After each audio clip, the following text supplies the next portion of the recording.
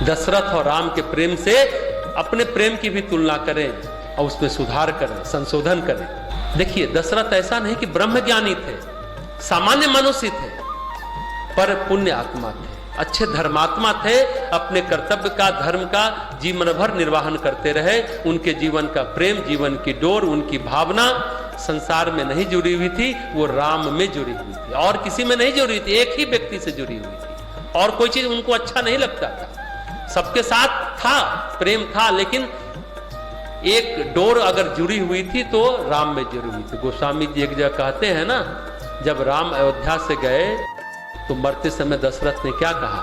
राम राम कही राम कही, राम राम कही राम, तन परिहर रघुवर बिरय, राऊ गए सुरधाम। बार बार उन्होंने राम का स्मरण किया, 6 बार राम का नाम लिया मरते समय। अयोध्या नरेश ने शरीर छोड़ दिया, राम का नाम लेते ही शरीर त्याग दिया, जैसे ही वनगमन राम का हुआ। देखिए, वशिष्ठ भी प्रेम करते थे राम से, कौशल्या भी प्रेम करती थी, कैकेयी का भी प्रेम था, सुमित्रा का भी प्रेम था। उनके जीवन में राम के अलावा भी कुछ चीजें थी।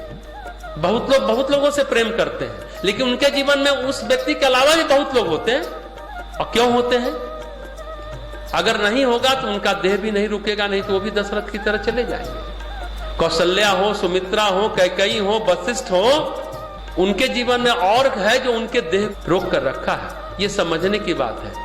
हमारे संसार की आसक्तियां, संसार के प्रेम के धागे हमें बार बार संसार की ओर ही खींचते हैं। बार बार हम जन्म क्यों लेते हैं? यहाँ पर ऐसा क्या है जो नहीं कर पाते तो करने के लिए फिर से पैदा हो जाते हैं। जो अधूरी इच्छा रह गई और मर गए तो फिर पैदा लेते हैं, बार बार पैदा लेते हैं। जन्म मरण का चक्र, ये जीवन चक्र चलता रहता है। बार बार मृत्यु का शोक उठाना पड़ता है और बार बार जन्म का उत्सव भी मनाना पड़ता है। हम कुछ रिश्तों को सहेजना चाहते हैं, कुछ लोगों से मिलना चाहते हैं, संस्कार और कुछ नहीं है। कुछ लोगों से मिलने की आस है। पूछते नहीं, उसका संस्कार इससे बहुत जुड़ा हुआ है। संस्कार और कुछ नहीं, बस कुछ मिलने की आस है, कह सकते हैं। कुछ लोगों से मिलने की आस, तलाश कह सकते हैं। कुछ अधूरेपन को पूरा करने की चाह, संस्कार और कुछ नहीं है। कुछ लोगों से मिलने की आस है, तलाश है, कुछ अधूरेपन को पूरा करने की चाह है। हमें लगा हम अपनी माँ के साथ नहीं रह पाए, बहन के साथ नहीं रह पाए, पत्नी के साथ नहीं रह पाए, पुत्र के साथ नहीं रह पाए, अपने जो हमारे आराध्य हम उनके साथ नहीं रह पाए। ऐसी बहुत सारी चीजें, बहुत सारे लोग राग के रूप में, द्वेष के रूप में अटक जाते हैं। कुछ लोग की द्वेष भी होता है, इससे बदला नहीं लिए, इस जीवन में नहीं तो अगले जीवन में लेंगे। वो राग और द्वेष में अटक जाते हैं। राग और द्वेष से ही संस्कार बनता है। अगर आप कर्म कर रहे हैं बिना राग के, बिना द्वेष के, तो संस्कार नहीं बनेगा। राग और द्वेष है तो संस्कार बनता है। हम धन पाना चाहते हैं, हम यश पाना चाहते हैं, यहां तक कि सेवा की इच्छा भी हमें अटका देती है।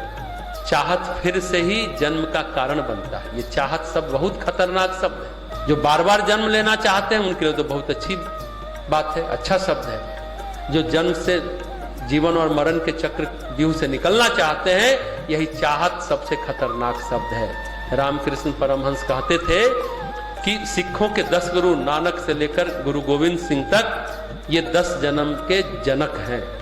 जनक ऋषि से तुलना करते हैं। और जनक की पीढ़ी को भी कुछ सेवा करने की, मन में लोक सेवा की इच्छा रह गई थी। लोक सेवा के कारण फिर से वो पैदा लिए, नानक से लेकर गुरु गोविंद सिंह तक। तो कहीं ना कहीं एक डोर, चाहे राग का भाव हो, चाहे द्वेष का भाव हो, चाहे आसक्ति का भाव हो, चाहे प्रेम का भाव हो, इच्छा का भाव हो, वासना का भाव हो, कोई ना कोई भाव, कामना, वासना का रहता है जो हमें संसार में रोके रहता है। लेकिन दशरथ के सारे भाव, दिल से दिमाग तक कहिए, मन मस्तिष्क के सारे भाव केवल राम में ही पिरोए हुए थे। राम नहीं तो जीवन नहीं। राम के अलावा उनको जीवन निरर्थक लगता था दशरथ को। उनको लगता था राम के बिना जीवन का कोई अर्थ नहीं, इसलिए जैसे ही राम वन को गए शरीर को त्याग दिया। एक बड़ी प्यारी कथा है, सच्ची घटना है। यही भाव की महिमा क्या होती है।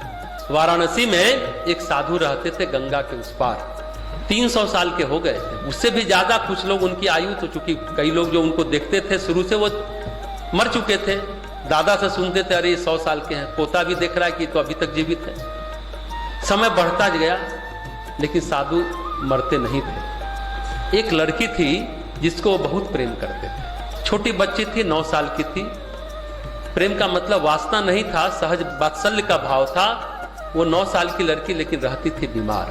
साधु अपने योग विद्या से उसको ठीक करते रहते थे। लड़की भी उनसे बड़ा घुल मिल गई थी, बार बार ठीक कर देते थे। बहुत श्रद्धा, बहुत भक्ति, बहुत प्रेम का भाव लड़की भी रखती थी। और उनके माँ बाप भी बड़े खुश रहते थे कि मेरी बेटी को साधु बाबा ठीक कर देते हैं। लड़की भी उनको अपना माँ बाप, भगवान सब समझती थी। ये बातें बहुत दिनों तक चलती रही। एक बार क्या हुआ कि साधु किसी भक्त के बुलाने पर कहीं चले गए, दूर चले गए और लड़की बीमार पड़ गई। अब बीमार पड़ती थी तो वो ठीक करते थे, इस समय साधु बाबा नहीं है, फलस्वरूप लड़की मर गई। साधु की याद में तरफ तरफ करके भी मर गई। जब साधु आए पता चला तो वो लड़की मर गई। उस अपराध बोध में कि हम कुछ नहीं कर सके, हम उसको ठीक नहीं कर सके, तरफ तरफ कर साधु भी मर गए। कहने का अर्थ है कि भाव इतना गहरा हो जाए जिसके लिए जीना दुश्वार हो जाए, यानी उसके बिना जीवन ही नहीं रहता।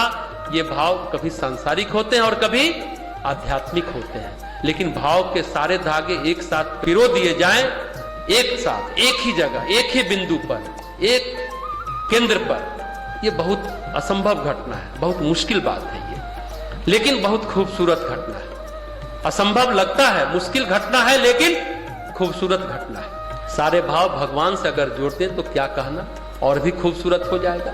संसार की कोई ताकत, कोई आसक्ति, कोई रागद्वेष, कोई ईर्ष्या, कोई वैमनस्य, कोई प्रतिष्ठा, कोई सुख अवरोध नहीं बन सकती है अगर सारे भाव भगवान से जोड़ दिए जाएं। इसलिए कहते हैं भक्ति में योग से ज्यादा सामर्थ्य होती है। योग में भी सामर्थ्य है, लेकिन योग से ज्यादा भक्ति में सामर्थ्य है। जो कार्य योगी नहीं कर सकता, तपस्वी नहीं कर सकता, तांत्रिक नहीं कर सकता, मांत्रिक नहीं कर सकता, भक्त सहज भाव से कर लेता है, क्योंकि उसके भाव का समुच्चय कहीं न कहीं भगवान में, केवल भगवान में लीन होता है। कोई विद्या, कोई तप, कोई साधना भक्ति के सामने नहीं टिकती है, टिकती ही नहीं है।